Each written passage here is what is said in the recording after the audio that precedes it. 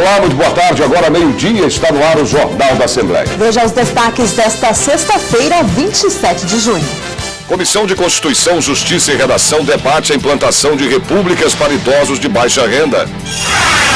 CPI de ingressos ouve representantes de empresas e debate valor de taxas de conveniência. Secretários de Estado prestam contas da gestão de suas pastas para a Comissão de Educação e Cultura. Programa do governo estadual ajuda portadores de necessidades especiais a encontrar vaga no mercado de trabalho. Agora, no Jornal da Assembleia.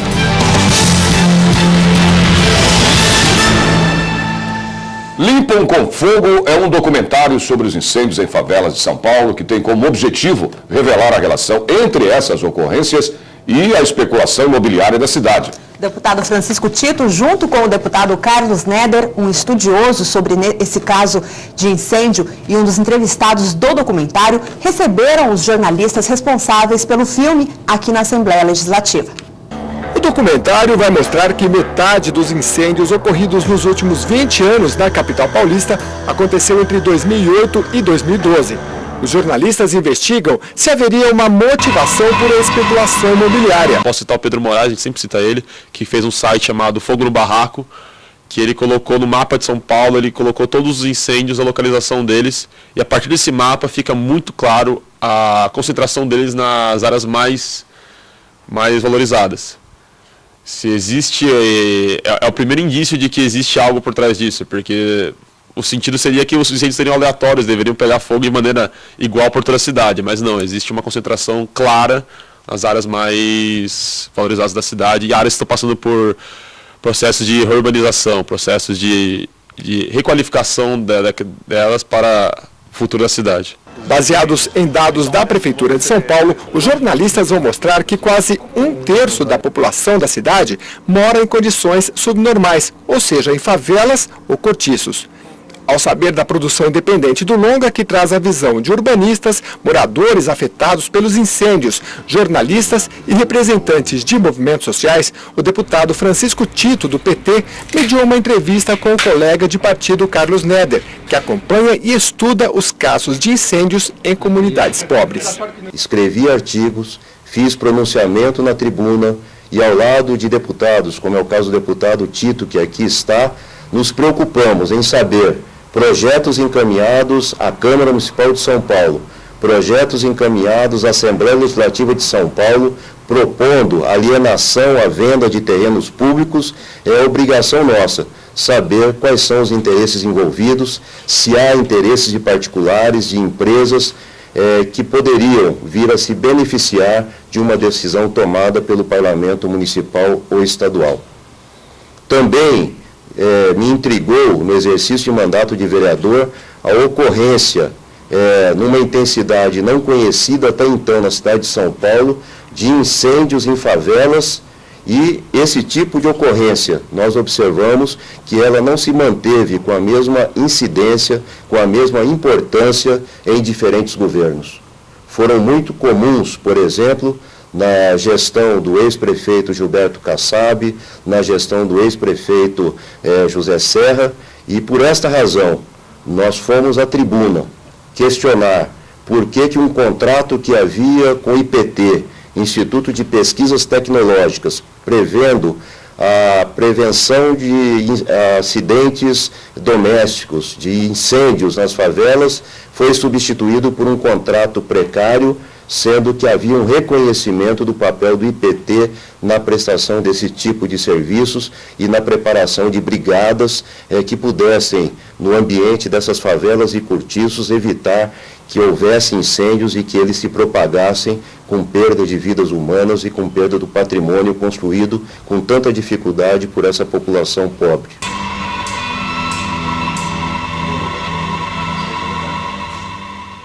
Reunião da Comissão de Constituição, Justiça e Redação tem pauta extensa e aprova mais de 80 projetos. Entre eles, o de criação da rede de cuidados paliativos na saúde pública do Estado, a implantação de repúblicas para idosos de baixa renda e o que pretende coibir o uso indiscriminado de aparelhos dentários. Na pauta de 120 itens, os deputados pediram mais tempo para analisar apenas 7 projetos de lei.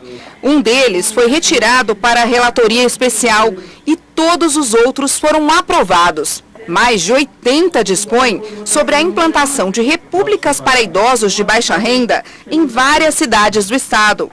Também foram aprovados projetos como o do deputado Davi Zaia, do PPS, que autoriza a criação de entidade fechada de previdência privada na forma de fundação. O da deputada Leci Brandão, PCdoB, que proíbe as maternidades de cobrar taxas para que o médico da gestante faça o parto. E outros que instituem os dias do físico e da beleza. Passando por essa comissão, que é a primeira, mais importante no sentido da sequência que venha depois, os projetos vão sendo votados mais rapidamente e mais rapidamente eles vão modificar pela sua natureza, pela sua origem, a vida do cidadão de São Paulo. 2 projetos do deputado Fernando Capês, PSDB, também foram aprovados, o que dispõe de mais tempo para a sustentação oral perante o Tribunal de Impostos e Taxas e o que pretende coibir o uso indiscriminado de aparelhos dentários. Nós somos procurados pelo Conselho Regional de Odontologia, os dentistas estão preocupados, está crescendo o número de comércio, até clandestino, ilegal, de produtos odontológicos que são vendidos de maneira totalmente irregular, sem orientação do dentista e, muitas vezes, acredite, para finalidade estética. O projeto, então, vai exigir que na nota fiscal de venda ao produto seja apontado o número de inscrição no CRO ou a pessoa jurídica que está adquirindo, para evitar essa venda indiscriminada que faz mal à saúde e prejudica o interesse do consumidor. Em tempos de Copa do Mundo, uma exposição aqui em São Paulo une futebol e saúde pública. É a Copa da Saúde no Butantã e o repórter Jorge Machado está no Instituto Butantã, zona oeste da capital, e tem as informações. Boa tarde, Jorge.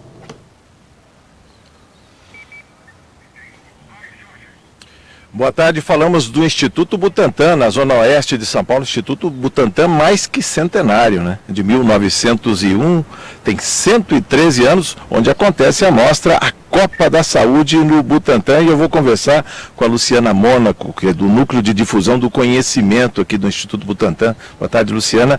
Fala um pouquinho dessa mostra, ao que parece dirigida às crianças, né? Fazem a festa aqui. Oi, boa tarde. A exposição foi pensada principalmente para o público infantil, mas as famílias e os jovens não estão excluídos, né? A exposição foi pensada para tratar os temas de saúde nos anos em que o Brasil foi campeão. Sim.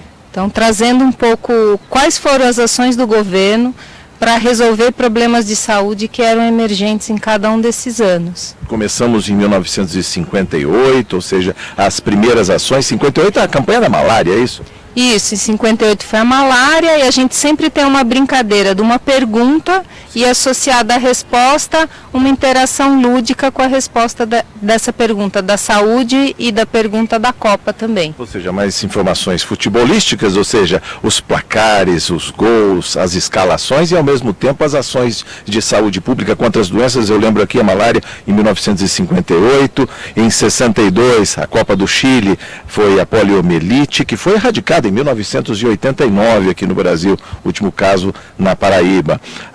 Também a varíola em 1970, a Copa do México, a cólera em 94, quando o Brasil foi campeão nos Estados Unidos, e a dengue em 2002, e mais recentemente, 2014 também, a campanha contra o HPV, a vacinação, é isso? Isso, 2014 a gente traz ainda uma disputa ainda a ser vencida, e a gente escolheu o HPV, a campanha da vacinação, porque também está ligado diretamente ao Instituto Butantã, que vai começar a produzir as vacinas.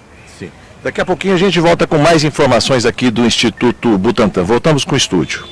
Ok, Jorge, até daqui a pouco. Vamos a informações do trânsito em São Paulo. Você vê aí imagens ao vivo da Avenida 9 de Julho, um dos principais corredores de acesso, ligando aí a Zona Sul ao centro da capital. Neste momento o trânsito flui normalmente na região, tanto para o motorista que segue aí no sentido bairro, como também para o motorista que segue para a região central da cidade, um pouquinho mais intenso ali no sentido contrário, mas sem pontos de congestionamento, o motorista só para mesmo no semáforo. A sexta-feira começou com um aumento de nuvens em todo o estado de São Paulo, mas não há previsão de chuva A mínima na capital paulista foi de 13 graus e a máxima deve chegar aos 27 graus. Em Campinas, nuvens também deixam o céu encoberto, mas sem previsão de chuva. Mínima de 14 e máxima de 27 graus. Em São José dos Campos, amanhã começou fria, 12 graus, e a máxima prevista para hoje é de 26 graus. Em Sorocaba, a mínima registrada foi de 15 e a máxima deve chegar aos 27 graus. Em Ribeirão Preto, frio logo cedo, 14 graus, mas agora à tarde faz calor, máxima de 30 graus. Você vai ver a seguir, CPI dos ingressos, houve representantes de empresas e debate do valor de taxas de conveniência. E mais, secretários de Estado prestam contas da gestão de suas pastas na Comissão de Educação e Cultura. Veja os detalhes depois do intervalo.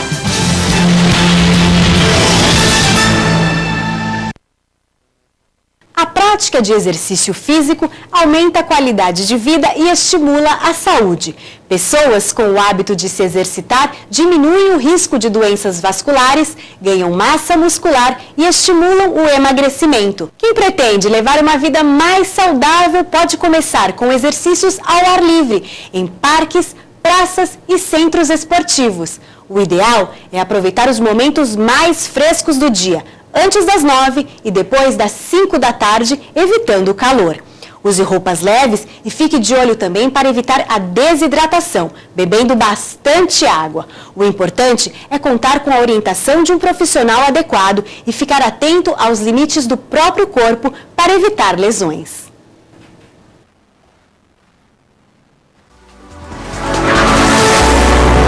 TV Alesp, a TV da cidadania.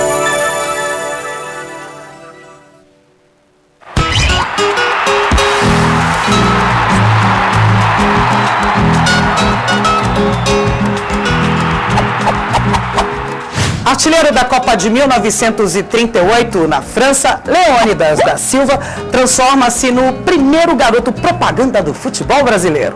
Ele anuncia cigarro e motiva a criação de um chocolate com seu apelido. Qual? Diamante Negro.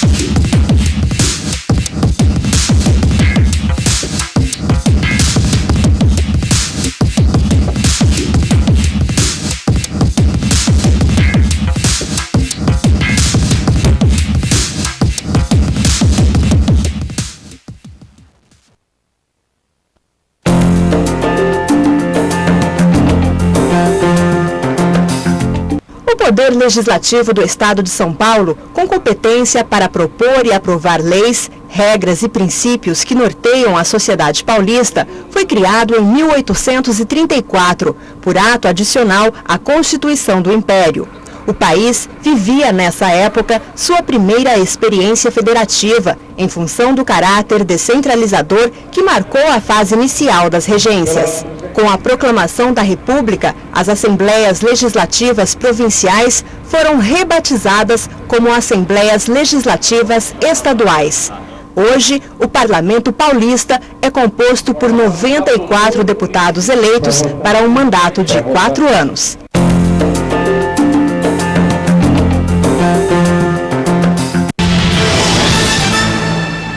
Na reunião da Comissão de Atividades Econômicas do Legislativo Paulista, um dos temas de destaque foi a proposta de incentivos às exportações de couro.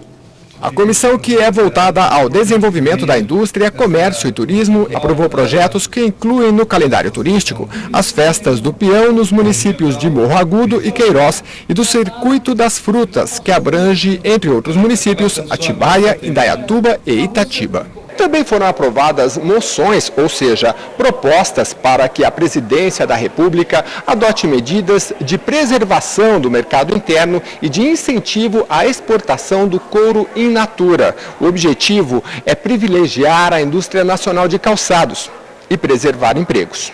O deputado Itamar Borges, do PMDB, presidente da comissão, explicou a importância econômica para os municípios dos projetos e das moções para a adoção de providências. Essa comissão tem atuado tanto na área da indústria, do comércio, da agricultura, mas também tem dado apoio ao turismo. E você criar marcas, fortalecer nomes, legitimar, legalizar através de uma lei estadual o nome de um evento em uma cidade ou no estado, acaba sendo mais um item de atração e ao mesmo tempo de divulgação da cidade daquele evento.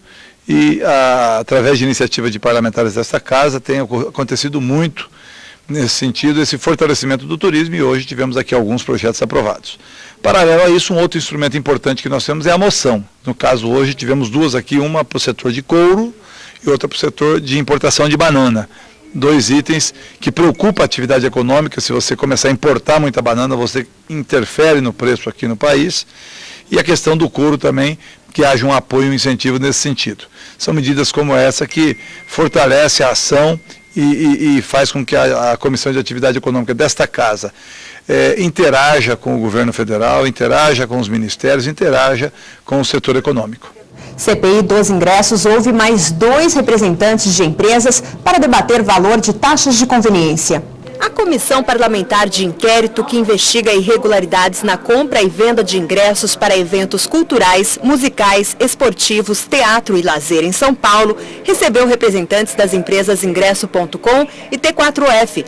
Elas prestaram esclarecimentos sobre a cobrança de taxas de conveniência nas vendas. O representante da Ingresso.com, site lançado em 2000, disse que 85% do faturamento dele no ano passado vieram das transações pela internet e das taxas de conveniência, que variam de evento para evento.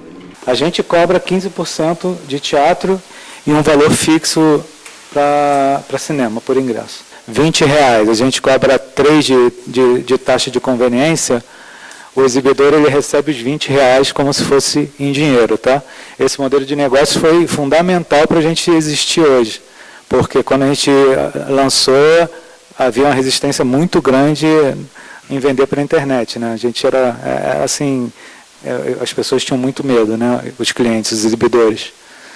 A gente repassa esse dinheiro para os exibidores de forma semanal, então tem um adiantamento de recebível, e temos o risco de crédito é nosso. Sara Chacon Andrade, da T4F, que vende ingressos através do site Tickets for Fun, explicou que nas bilheterias oficiais dos eventos produzidos pela empresa são vendidos ingressos sem nenhum adicional. Já pelo site, há cobrança de uma taxa de conveniência que em São Paulo chega a 20%. No Rio de Janeiro, esse percentual é de apenas 10%, como estipula uma lei estadual. A taxa ela é cobrada tanto pela própria taxa do cartão, que nós também, né, pagamos, quanto pelo risco do negócio, como o próprio o Mauro Gonzalez explicou, do próprio risco do negócio, e também pelo serviço prestado, né, que é como a doutora Mônica esclareceu, um cliente que mora em outro estado, ele tem a oportunidade de comprar um ingresso para um show em São Paulo, Rio, Porto Alegre, sem se locomover. O deputado Mauro Bragato, do PSDB, presidente da CPI, destacou a importância desses depoimentos na comissão. Muita coisa foi esclarecida, né, e nos remete a um debate interno na comissão sobre a busca de uma normatização de tudo isso, né. Acredito que essa discussão que há em Brasília, como que houve no Rio de Janeiro, pode nos auxiliar e nos remeter a um novo caminho aqui em São Paulo. Isso foi bastante positivo e a cada reunião nós estamos tendo informações que estão enriquecendo o trabalho dessa CPI. Secretários de Estado prestam contas da gestão de suas pastas para deputados da Comissão de Educação e Cultura do Legislativo Paulista. O primeiro a ser ouvido na audiência pública foi o secretário da Cultura, Marcelo Matos Araújo, que demonstrou através de dados os programas e ações já realizados pela Secretaria em sua gestão. O secretário fala das conquistas e dos investimentos. Acho que foi, em síntese, um semestre extremamente positivo de realizações para a Secretaria de Estado da Cultura de São Paulo, ao longo do qual nós tivemos uma possibilidade de concretizar várias das diretrizes da política cultural do nosso governo. Em seguida, foi a vez do secretário de Educação, Hermann Vollwald, demonstrar e avaliar o desenvolvimento de suas ações, programas e metas de sua pasta. Eu gosto demais desses debates porque é a oportunidade deles se manifestarem e eu avaliar os programas da Secretaria. E, por outro lado, é importante que eles ouçam do secretário as dificuldades que, porventura, existam e as ações que a Secretaria vem desenvolvendo para enfrentar essas dificuldades. Acho que foi muito construtivo e acho que, enfim, faz parte do processo democrático. Os deputados da comissão ouviram atentamente as explanações dos dois secretários. Para alguns, foi satisfatória, para outros, nem tanto. Nossa fala é sempre no sentido de bater no coração das pessoas, bater no sentimento, bater na alma, entendeu, de quem está no executivo, para que os professores do Estado de São Paulo não continuem praticamente nessa penúria, sabe, nessa situação de constrangimento. É muito ruim, é muito triste. Viva a educação! Ele prometeu tanta coisa em 2011 quando assumiu, democratização do processo de discussão, mas na verdade isso não aconteceu. Eu acho que terminamos bem. Se tudo correr do jeito que a gente está vendo aí, eu acho que a reunião do final do ano vai ser extraordinária, medido por essa que nós tivemos aqui hoje. A vinda dos dois secretários é uma imposição legal. Pela Constituição do Estado, ambos devem comparecer a cada semestre e, infelizmente, não havia data para que eles viessem separadamente. Tivemos aqui uma audiência com grande participação, 3h30 de audiência, inicialmente ouvindo o secretário de Estado da Cultura e depois o secretário da Educação. Vamos a mais informações do trânsito em São Paulo. Você vê aí imagens ao vivo da Rua da Consolação. Rua da Consolação também uma das principais ligações entre bairro e centro, né? Ligando a zona oeste à Avenida Paulista. O trânsito é bastante intenso na região neste momento, mas fluindo normalmente. Veja como fica o tempo agora à tarde no interior e também no litoral do estado. Em Santos está fazendo calor agora. 29 graus. Em São José do Rio Preto também está quente. A máxima prevista é de 30 graus. Mogi das Cruzes começou o dia com frio de 12 graus, mas esquentou e a máxima deve ficar nos 26 graus. Em Piracicaba, os termômetros chegam aos 28 graus. Depois do intervalo, funcionários do IBGE em greve pedem apoio ao Parlamento Paulista junto ao governo federal. O programa do governo estadual ajuda portadores de necessidades especiais a encontrar vagas no mercado de trabalho. A gente volta já já.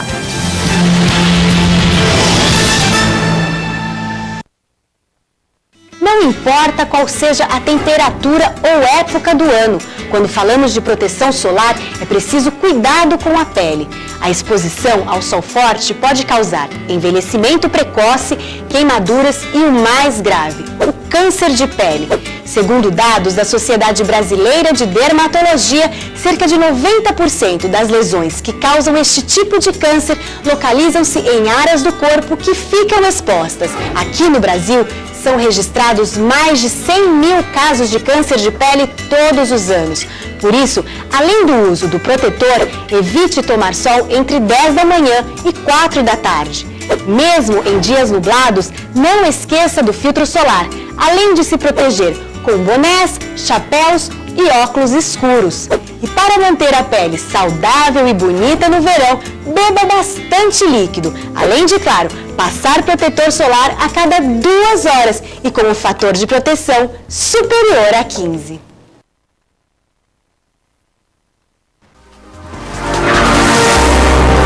TV Alesp, a TV da cidadania.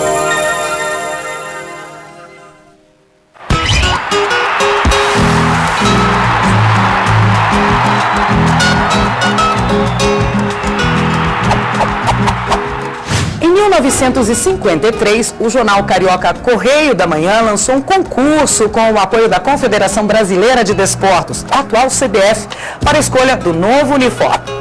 A única exigência era que as tonalidades deveriam ser as mesmas da bandeira. O estudante Aldir Garcia, à época com 19 anos, tentou inovar. Deu certo. Na Copa de 54, a equipe nacional entrava em campo pela primeira vez de camisa amarela, calção azul e meias brancas. Começava aí a saga do maior símbolo do futebol mundial.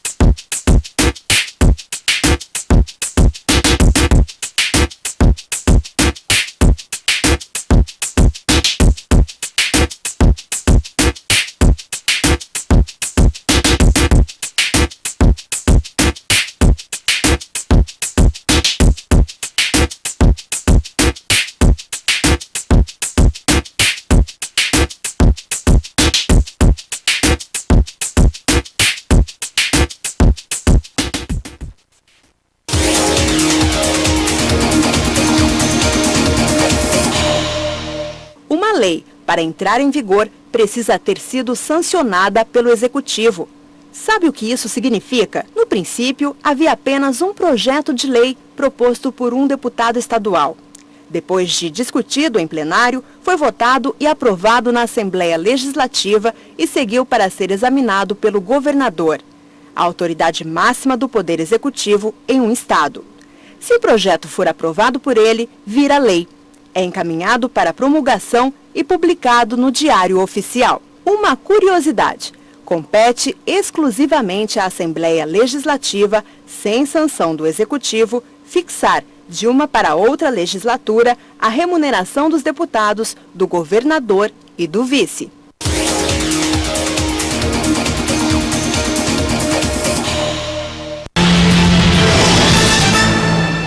Funcionários do IBGE em greve há um mês vieram pedir apoio ao Parlamento Paulista junto ao governo federal para que sejam atendidas as reivindicações da categoria. Os representantes do ACIBGE, o Sindicato Nacional da categoria, apresentaram suas reivindicações na audiência pública presidida pelo deputado Carlos Gianazzi do PSOL. Nós estamos reivindicando melhorias salariais no IBGE, concurso público para substituir a mão de obra temporária na instituição, orçamentos compatíveis com o plano de trabalho do IBGE e democratização. E o IBGE hoje é um órgão que está sendo precarizado, então estamos com 5.700 trabalhadores efetivos, destes mais de 50% já podem se aposentar e a maioria já está em vias de aposentar e ao mesmo tempo o IBGE está intensificando a mão de obra temporária. Nós estamos com 4.700 trabalhadores temporários e agora o IBGE vai passar de 4.700 para 7.800 trabalhadores temporários que estão substituindo as aposentadorias na área técnica e trabalhando com estagiários na área administrativa. O IBGE é a principal fonte de informações estatísticas do país. Os dados da Fundação são fundamentais para a definição de políticas públicas. Segundo o sindicato, o corte orçamentário para o IBGE neste ano foi de 300 milhões de reais, o que estaria gerando a precarização dos serviços. Exemplos são os adiamentos de pesquisas importantes, como a de orçamento familiar, que define o índice inflacionário, que deveria ser realizado neste ano, foi adiada para o ano que vem. E a de contagem populacional, que deveria ser realizada em 2015 e já passou para 2016. Bianca Schmidt, coordenadora do Núcleo Estadual do Sindicato dos Trabalhadores do IBGE, falou dos reflexos no estado de São Paulo causados pelos problemas enfrentados pela instituição. O IBGE, que faz também o levantamento de safras, não foi divulgada, né, ele faz esse levantamento mensal, devido à greve, os dados de São Paulo não foram divulgados agora nesse último levantamento. Tá? Nós temos também boa parte dos trabalhadores do índice de preços que coleta as informações para calcular o índice de preço ao consumidor, a inflação, o IPCA, eles também estão em greve e a gente imagina que isso também pode acabar gerando prejuízos para sair o dado de inflação no estado de São Paulo, que vai efetivamente acarretar a inflação do índice nacional. O IBGE tem 13.500 funcionários, incluindo os temporários. 27% estariam em greve, de acordo com a Fundação. O deputado Carlos Gianazzi prometeu apoio à categoria e deve encaminhar requerimentos à Presidência da República e demais órgãos para que as reivindicações sejam atendidas. Para a formulação de políticas sociais, nós dependemos dos dados coletados, das análises coletadas pelo IBGE. Isso afeta a educação pública, a saúde pública, a segurança pública, o investimento no Brasil, na área econômica. É um absurdo esse abandono do IBGE e os cortes orçamentários. E, sobretudo, a precarização e criminalização dos trabalhadores do IBGE que estão sendo hoje massacrados por essa política salarial, com salários arrochados e defasados e, sobretudo, sendo punidos agora porque estão exercendo o legítimo direito de greve. Vamos voltar à exposição agora da Copa da Saúde no Butantã, que une o futebol e a saúde pública no Instituto Butantã, onde está o repórter Jorge Machado. Tem mais informações, Jorge, é com você.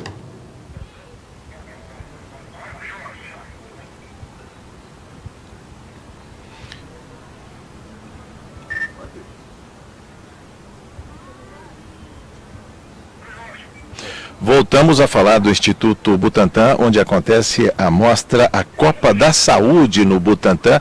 Estamos mostrando o gol, estamos num estacionamento ao lado da lanchonete, fica atrás do Museu Biológico, ao meu lado, a Luciana Mônaco, que é do Núcleo de Difusão e Conhecimento do Instituto Butantã.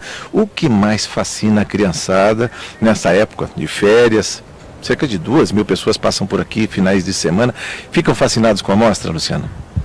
Sim, ela foi pensada para o público jovem, né, pequeno, então a gente pensou em apresentar alguns conteúdos de forma interativa, então que elas podem olhar, brincar, né, mexer de alguma maneira nessas instalações. A mostra interativa, inclusive é como se fosse um campo de futebol, vamos seguindo de um gol até o outro gol, né, no ataque, e mostrando no final, inclusive tem, digamos assim, um pódio. Quem ganha, quem acerta mais respostas no quiz? Isso, a ideia é que as crianças possam responder e apontar os números acertados e subir no pódio para fotografar. É show de bola. Obrigado, viu, Luciana? Só lembrando, a mostra fica do dia 24, quando foi aberta, até o dia 2 de agosto, das 7 até as 17 horas, diariamente. Aqui o Instituto Butantã fica na Avenida Vital Brasil, número 1500. Lembrando que amanhã, dia do Jogo do Brasil, o Butantã vai ficar fechado. Voltamos ao estúdio. Ok, Jorge. O Jornal da Assembleia termina aqui. Nós voltamos amanhã, ou melhor, na segunda-feira, a partir do meio-dia. Não perca às 2h30, sessão plenária aqui na TV Assembleia. Parabéns à cidade de Lavrinhas, que faz aniversário hoje. E as cidades de Regente Feijó, Lucianópolis, Paulicéia, Monte Azul Paulista, Morungaba, Nova Canaã Paulista. E Nova Lusitânia e Ubarana, que faz aniversário nesse fim de semana. Uma boa tarde para você. Boa tarde, bom fim de semana e até segunda.